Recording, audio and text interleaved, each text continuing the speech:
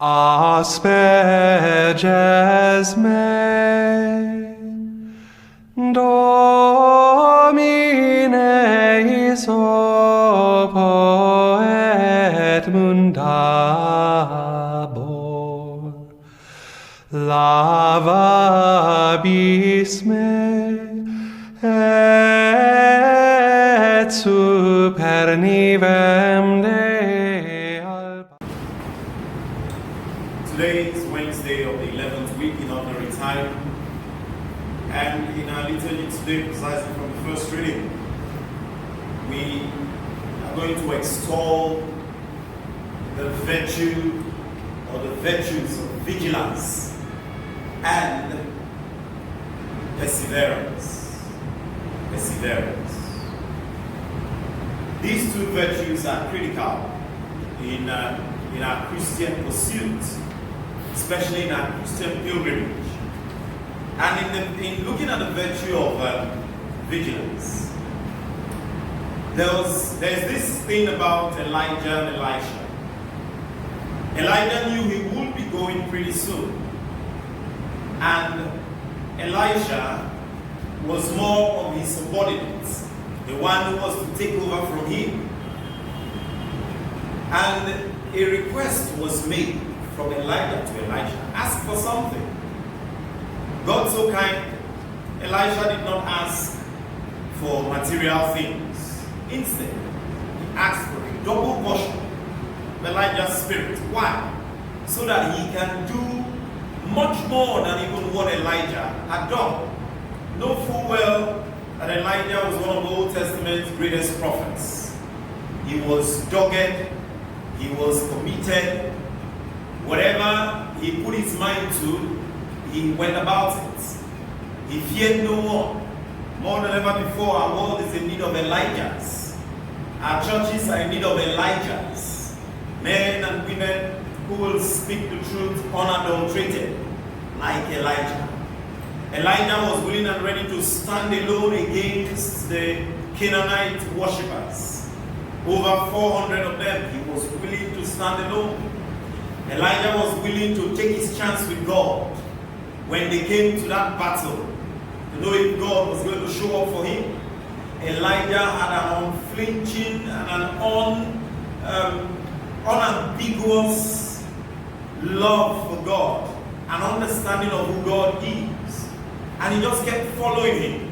Elijah was so obedient to God that even when Jezebel was after him, and God said to him, "Go to the brook of chariots and go hide there. I will send ravens to bring you food." Knowing full well that ravens were the most stingy of birds, Elijah did not consider the animal in question. Instead, he put his faith and his trust in God and went, and God provided for him. And so Elisha had always seen that. Elisha had known that if there was anyone I needed to look up to, it must be this man. And he requested for a double portion. Now that's where vigilance comes in. Unfortunately, in our world, we worship the wrong types of heroes. We worship the wrong types of heroes.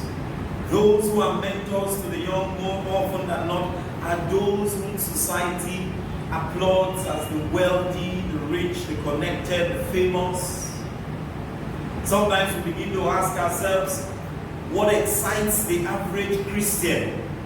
Who is the model for the average Christian? How many Christian homes can you walk in today and ask the little boy, the little girl in the house, who would you love to be like? And he will mention Pope Francis. I doubt if you will have any. But you may be fast to hear them talk about all the celebrities in the world, all the very wealthy people in the world. They want to be like that because that seems to be what society extols. How many persons will take biblical figures as their models? I want to be like Abraham. I want to be like Joshua. I want to be like Elijah. I want to be like John the Baptist. I'm not talking about being like Jesus. That may be too far for us to reach. How many of us would like to be like Paul of our time? Rarely do we find people aspiring to that. And one of the reasons is because people are not vigilant enough.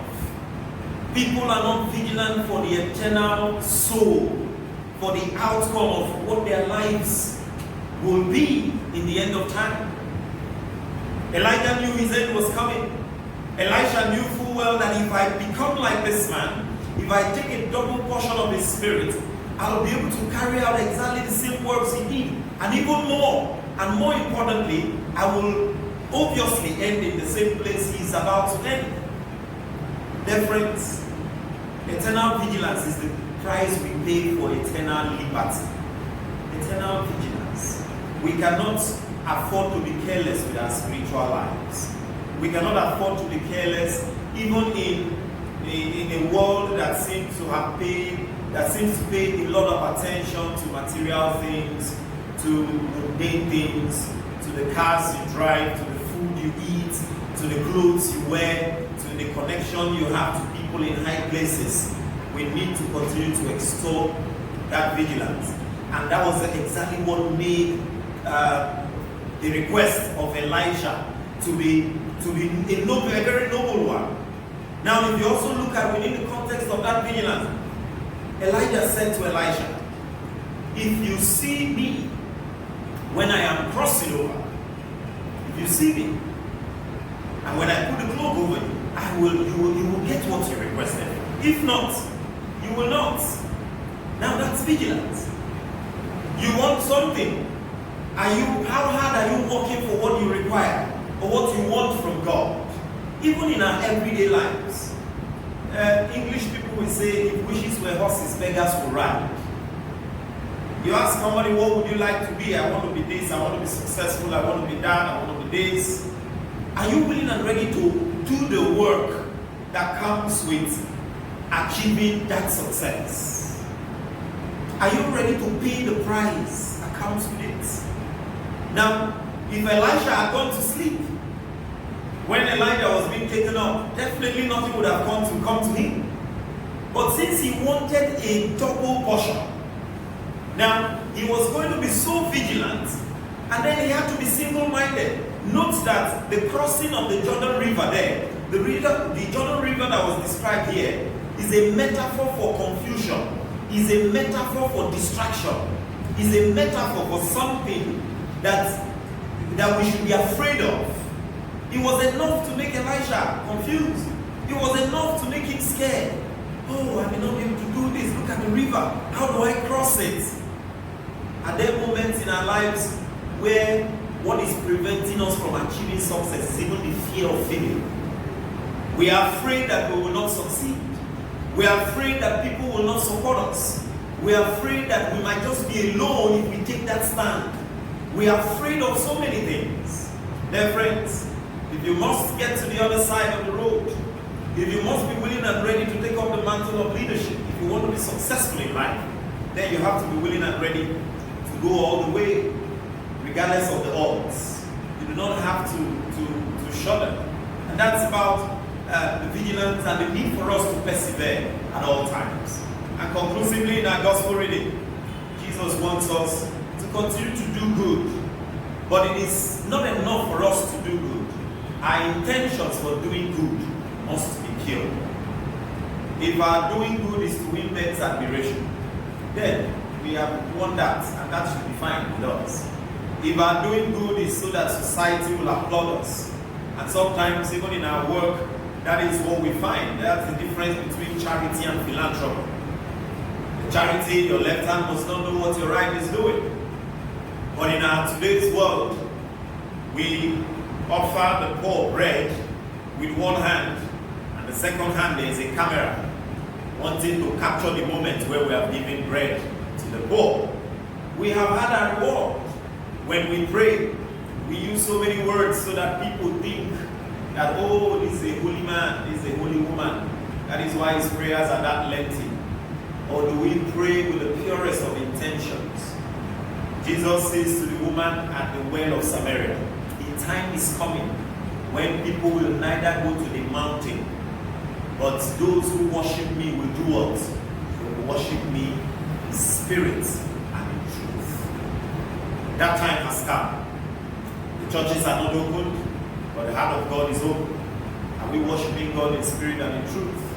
Are we questioning and purifying our intentions for doing what we do at all times? We pray at this Mass that God will give us the courage to purify intentions, to love Him and to worship Him with all our hearts, with the sincerity of purpose that we need. And that He will give us the grace to be vigilant and to persevere in our Christian pilgrimage through Christ.